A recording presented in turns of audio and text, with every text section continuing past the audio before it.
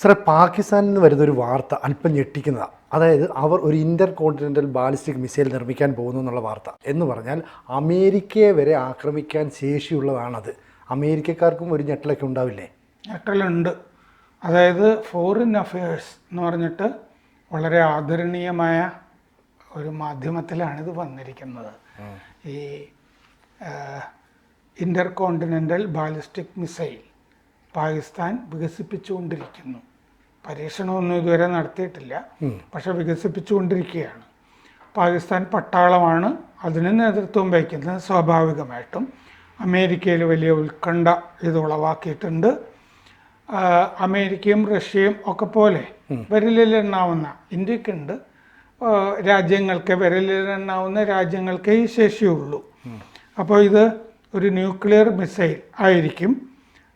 Self guided, സ്വയം നിയന്ത്രിത missile, മറ്റേ ICBM ആയിരിക്കും. ഇൻ്റർ കോണ്ടിനെൻ്റൽ ഭൂഖണ്ഡാന്തര മിസൈൽ ആയിരിക്കും. അതിന് ആണവ വാർ ഹെഡുകൾ ഉണ്ടാവും. മിസൈൽ എന്ന് പറയുന്നത് ഒരു റോക്കറ്റ് ആണല്ലോ. അതിൻ്റെ അറ്റത്ത് പിടിപ്പിക്കുന്ന വാർ ഹെഡ് ഉണ്ടല്ലോ, അത് ആണവ ബോംബ് അല്ലെങ്കിൽ ഒരു ആണവ ആയുധം ആകാം. അപ്പോൾ ന്യൂക്ലിയർ വാർ ഹെഡ് ആകാം. ഇത് സ്വാഭാവികമായും ദീർഘദൂര മിസൈലാണ്. 5500 കിലോമീറ്റർ പോകാൻ കഴിയും. ഇതിന് റോക്കറ്റാണ് അതിന് പവർ, അതിന് ശക്തി കൊടുക്കുന്നത്. കുറേ ദൂരം അത് ലോഞ്ച് ചെയ്യുമ്പോൾ റോക്കറ്റ് ആണ്. അത് കഴിഞ്ഞ് ഇത് ആ റോക്കറ്റിൻ്റെ പവർ ഇല്ലാതെ തന്നെ സഞ്ചരിക്കും. ഈ ഇൻ്റർ കോണ്ടിനെൻ്റൽ ബാലിസ്റ്റിക് മിസൈൽ അതിൻ്റെ ലക്ഷ്യത്തിലേക്ക് സഞ്ചരിക്കും. പരമാവധി 7000 മുതൽ 16000 കിലോമീറ്റർ വരെ പോകാം. ഇതിന് അത്രയും ശേഷിയിലേക്ക് ഇതിനെ വികസിപ്പിക്കാം. ലോകത്തെവിടെയും ചെല്ലാം. അതാണ് ഈ വികസിപ്പിക്കുന്ന ഇൻ്റർ കോണ്ടിനെൻ്റൽ ബാലിസ്റ്റിക് മിസൈൽ. ഇതിന് പല തരത്തിൽ ഇതിനെ ഉപയോഗിക്കാം. അണ്ടർഗ്രൗണ്ട് പ്ലാറ്റ്ഫോമിൽ ഉപയോഗിക്കാം, ട്രക്കുകളിൽ ലോഞ്ച് ചെയ്യാം, പിന്നെ മൊബൈൽ ലോഞ്ചറുകളിൽ കൊണ്ടുപോയി ലോഞ്ച് ചെയ്യാം, അന്തർവാഹിനികളിൽ നിന്ന് വിക്ഷേപിക്കാം. ഈ പാകിസ്ഥാൻ്റെ ICBM അങ്ങനെയാണ് വികസിപ്പിച്ചു കൊണ്ടിരിക്കുന്നത്. അപ്പോൾ ഇതുണ്ടായിക്കഴിഞ്ഞാൽ പാകിസ്ഥാനെ ഒരാണവ ശത്രുവായി അമേരിക്ക പ്രഖ്യാപിക്കേണ്ടി വരും. അങ്ങനൊരു സംഭവം ഇതിൻ്റെ അകത്ത് കിടപ്പുണ്ട്. അപ്പോൾ പാകിസ്ഥാൻ്റെ അവകാശവാദം ഇത് ഇന്ത്യയെ തടയാൻ വേണ്ടിയിട്ടാണ് ICBM വികസിപ്പിച്ചുകൊണ്ടിരിക്കുന്നത്, ഇൻ്റർ കോണ്ടിനെൻ്റൽ ബാലിസ്റ്റിക് മിസൈൽ വികസിപ്പിക്കുന്നത് എന്നാണ്.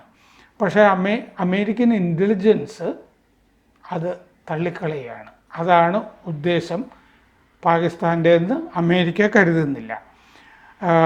ഭാവിയിൽ ഈ അമേരിക്ക ഒരു പ്രിയംപ്റ്റീവ് സ്ട്രൈക്ക്, അതായത് ഇപ്പോൾ ഇറാനിലൊക്കെ നടത്തിയില്ലേ, ആണവ കേന്ദ്രങ്ങളിലൊക്കെ, ഇങ്ങനെ പാകിസ്ഥാൻ എന്തെങ്കിലും കുഴപ്പം കാണിക്കാതിരിക്കാൻ വേണ്ടി ഒരാക്രമണം കാലേ കൂട്ടി അമേരിക്ക നടത്തുമെങ്കിൽ അത് തടയാൻ വേണ്ടിയിട്ടാണ് പാകിസ്ഥാൻ ICBM എന്ന് പറഞ്ഞാൽ അമേരിക്ക ശരിപ്പെടുത്താൻ വേണ്ടി തന്നെയാണ് ഈ ICBM വികസിപ്പിക്കുന്നതെന്നാണ് അമേരിക്കൻ ഇൻ്റലിജൻസിൻ്റെ റിപ്പോർട്ട്. അപ്പോൾ ഭാവി സംഘർഷത്തിൽ ഇന്ത്യക്ക് വേണ്ടി അമേരിക്ക ഇടപെടാതിരിക്കാൻ വേണ്ടി കൂടി ആണ് ഈ ICBM എന്ന് പറഞ്ഞാൽ പാകിസ്ഥാനെ അമേരിക്ക പേടിപ്പിക്കണ്ട, നിങ്ങൾ വെടിനിർത്ത് എന്നൊന്നും പറയണ്ട എന്നുള്ളത് കൊണ്ടാണ് ഇത് അമേരിക്കയെ കൂടി പേടിപ്പിക്കാൻ വേണ്ടിയിട്ടാണ് ഇത് ചെയ്യുന്നത്. 1970കളിലാണ് ഈ ആണവ പരീക്ഷണങ്ങളൊക്കെ പാകിസ്ഥാൻ നടത്തുന്നത്. അത് നമുക്കെല്ലാം അറിയാമല്ലോ. 1974 മെയ്യിലാണ് ഇന്ത്യ ആദ്യത്തെ ആണവ പരീക്ഷണം നടത്തിയത്. അല്ലാതെ പലരും ധരിക്കുന്നത് പോലെ വാജ്പേയിയുടെ കാലത്ത് പൊക്രാൻ 2 അല്ല, പൊക്രാൻ 1 1974 ഉണ്ടായിരുന്നു. 1998 മെയ്യിൽ രണ്ടാമത്തെ പരീക്ഷണം അണു വിസ്ഫോടനം നമ്മൾ നടത്തി. 1998 മെയ്യിൽ നമ്മൾ രണ്ടാമത്തെ വിസ്ഫോടനം നടത്തി കഴിഞ്ഞപ്പോഴാണ് പാകിസ്ഥാൻ 6 ആണവ സ്ഫോടനങ്ങളുടെ ഒരു പരമ്പര നടത്തുന്നത്. അത് ഇപ്പം 170 ആണവ ബോംബുകൾ പാകിസ്ഥാൻ്റെ കയ്യിലുണ്ടെന്നാണ് കണക്ക്. 8 രാജ്യങ്ങൾക്കിപ്പോൾ ഇൻ്റർ കോണ്ടിനെൻ്റൽ ബാലിസ്റ്റിക് മിസൈൽ ഉണ്ട്. America, China, France, Israel, Russia, India, Britain, North Korea, ഉത്തര കൊറിയ ഇങ്ങനെ ടെസ്റ്റ് ചെയ്തുകൊണ്ടേയിരിക്കുമല്ലോ അമേരിക്കയെ പേടിപ്പിക്കാൻ വേണ്ടി. നമ്മുടേത് അഗ്നി 5, അത് ഇൻ്റർ കോണ്ടിനെൻ്റൽ ബാലിസ്റ്റിക് മിസൈലാണ്. കഴിഞ്ഞ കൊല്ലം മാർച്ചിൽ നമ്മളിത് പരീക്ഷിച്ചിരുന്നു. ICBM-ൽ നമ്മുടെ അഗ്നിയിൽ പലതരം ഈ വാർഹെഡ് നമുക്ക് വഹിക്കാൻ കഴിയും. ആണവമോ അല്ലാത്തതോ കൺവെൻഷനിലോ പലതരം വഹിക്കാൻ കഴിയും. കഴിഞ്ഞ കൊല്ലം സെപ്റ്റംബറിൽ ചൈന കടലിൽ ഒരു ICBM പരീക്ഷിച്ചിരുന്നു, ഇൻ്റർ കോണ്ടിനെൻ്റൽ ബാലിസ്റ്റിക് മിസൈൽ എന്ന് പറഞ്ഞാൽ ചിലപ്പോൾ അന്തർവാഹിനികളിൽ നിന്ന് ടെസ്റ്റ് ചെയ്തായിരിക്കാം. കടലിലായിരുന്നു സംഭവം. കഴിഞ്ഞ കൊല്ലം ഒക്ടോബറിൽ നോർത്ത് കൊറിയ പുത്തൻ ഇൻ്റർ കോണ്ടിനെൻ്റൽ ബാലിസ്റ്റിക് മിസൈൽ പരീക്ഷിച്ചിരുന്നു. അത് 86 മിനിറ്റ് പറന്നു എന്നാണ് കണക്ക്. കിഴക്കൻ തീരത്തായിരുന്നു അത്. 86 മിനിറ്റ് എന്നൊക്കെ പറയുമ്പോൾ ഒരുപാട് നേരമുണ്ടല്ലോ. അതെ അതെ. ശരിക്കും പറഞ്ഞാൽ ഈ പാകിസ്ഥാൻ ഇത്ര ഇൻ്റർ കോണ്ടിനെൻ്റൽ ബാലിസ്റ്റിക് മിസൈലൊക്കെ പരീക്ഷണം നടത്താൻ പോകുന്നു എന്ന് പറഞ്ഞാൽ അമേരിക്ക എല്ലാ കാലത്തും സപ്പോർട്ട് ചെയ്യുന്ന ഒരു രാജ്യം അവരറിയാതെയും ചില സൂത്രപ്പണികൾ ഗൂഢാലോചനകളൊക്കെ നടത്തുന്നു എന്നൊരർത്ഥം കൂടി ഇല്ലേ ഇതിന്? അതുണ്ട്. അതെന്താണെന്ന് വെച്ച് കഴിഞ്ഞാൽ പലപ്പോഴും ചൈന അമേരിക്കയുടെ ശത്രുക്കളെ ഉണ്ടാക്കിയെടുക്കുമല്ലോ. ഇപ്പോൾ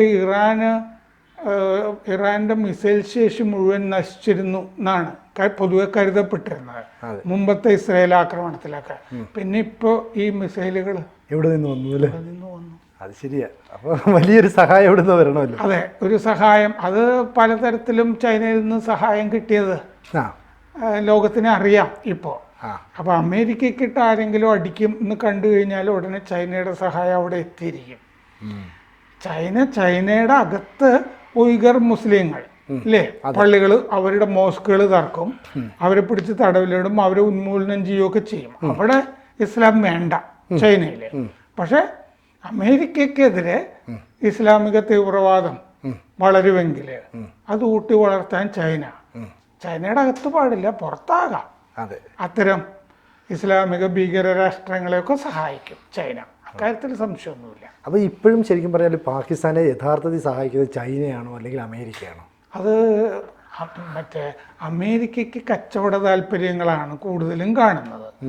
പിന്നെ പലതരത്തിലാണ്. കാരണം അവരുടെ അണുബോംബുകൾ കിരാന ഹിൽസിൽ സൂക്ഷിക്കുന്നുണ്ട് എന്ന് പൊതുവെ പറയുന്നുണ്ട്. അവരുടെ എയർബേസുകളും വേണമെങ്കിൽ പാകിസ്ഥാനിൽ ഉണ്ടെന്ന് പറയാം അല്ലേ? അതെ അതെ. അത് ബലൂചിസ്ഥാനും ഒക്കെ എയർബേസ് ഇപ്പോൾ ഇറാനുമായിട്ടുള്ള സംഘർഷത്തിൽ ഉപയോഗിക്കാൻ സാധ്യതയുണ്ട് എന്ന് വന്നിരുന്നു. പലപ്പോഴും പാകിസ്ഥാനെ അവർ ഈ നമ്മുടെ ഈ ഇൻഡോ പസഫിക് മേഖലയിൽ മുമ്പ് ഇന്ത്യ വിരുദ്ധമായ വിദേശ നയമായിരുന്നു നിക്സന്റെ കാലത്തൊക്കെ. 1971, 1965 യുദ്ധകാലത്തൊക്കെ എടുത്തിരുന്നു. 7ാം കപ്പൽപ്പട പാകിസ്ഥാൻ അനുകൂലമായിട്ട് വരുന്നു എന്നൊക്കെ കേട്ടിരുന്നല്ലേ 1971. പിന്നെയാണ് പാകിസ്ഥാൻ ഒരു രാജ്യം എന്ന് വിളിക്കാൻ പറ്റില്ലല്ലോ. ഒരു പലരുടെയും വായ്പ ഉണ്ട് അല്ലേ ജീവിക്കുന്ന ഒരു രാജ്യം പോലത്തെ ഒരു സ്ഥലം ആണ്.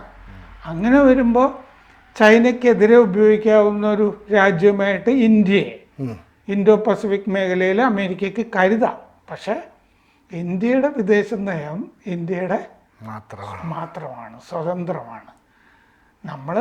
നമുക്ക് ആവശ്യമുള്ളപ്പോൾ അമേരിക്കയെ ഉപയോഗിക്കുക എന്നുള്ളത് നമ്മളും ചെയ്യുന്നുള്ളൂ. അതുകൊണ്ട് എന്നും വിശ്വസിക്കാവുന്നൊരു സുഹൃത്തല്ല നമ്മളെ സംബന്ധിച്ച് അമേരിക്ക. ചൈനയെ വിശ്വസിക്കാനും കൊള്ളില്ല. അപ്പോൾ കൂട്ടത്തിൽ നമ്മുടെ കൂടെ എപ്പോഴും നിൽക്കുന്ന രാജ്യങ്ങളാണ് റഷ്യയും ഇസ്രയേലും ഒക്കെ. അപ്പോൾ നമ്മൾ നമ്മുടേതായ സ്വതന്ത്രമായ വിദേശ നയവുമായി മുമ്പോട്ട് പോകും. കുറേ നാൾ നമുക്കെതിരെ പാകിസ്ഥാനെ കൊണ്ടു നടന്നാണ്. ഇപ്പോൾ പാകിസ്ഥാനിൽ നിന്ന് തന്നെ അമേരിക്കയ്ക്ക് ഭീഷണി ഉണ്ടായിരിക്കുന്നു. കൂടുതൽ വാർത്തകളും വിശേഷങ്ങളും നിങ്ങളിലേക്ക് എത്താൻ ABC മലയാളം സബ്സ്ക്രൈബ് ചെയ്യുക, ബെൽ ബട്ടണും അമർത്തുക.